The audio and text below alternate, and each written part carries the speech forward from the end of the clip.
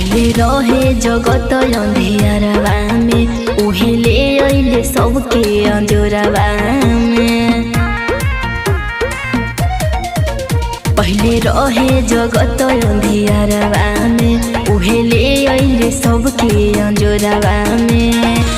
उहे बनवले धरती और चांद और सूरज, उहे बनवले तोहरा जैसन माटिया के मूरत।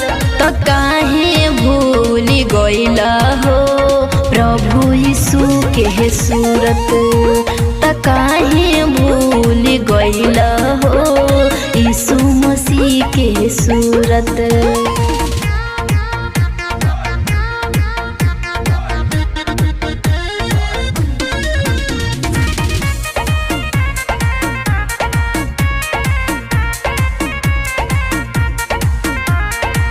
बुरा भला के उहे बनवले, दुई एगो फलवा हो। आगइल दशहरा के भरम में खइल, हो गइल कलवा हो। बुरा भला के उहे बनवले, दुई एगो फलवा हो। आगइल दशहरा के भरम में खइल, हो गइल कलवा हो। रची रची के ता बनवले तोहरे भोली सूरतिया, रची रची के ता बनवले तोहरे भोली सूरतिया। त काहे भूल गइल हो प्रभु यीशु के सूरतिया, त काहे भूल गइल हो यीशु मसीह के सूरतिया।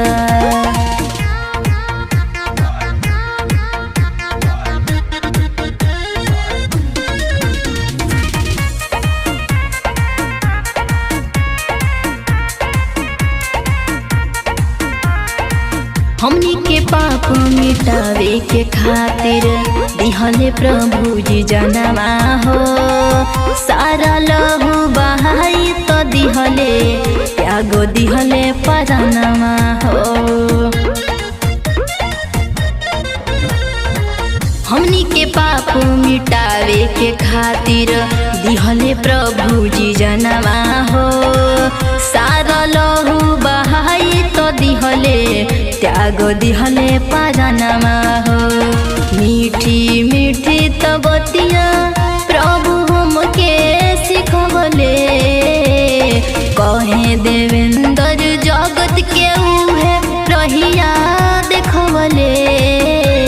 त काहे भूल गइल हो प्रभु यीशु के सूरतिया, त काहे भूल गइल हो यीशु मसीह के तू बतिया।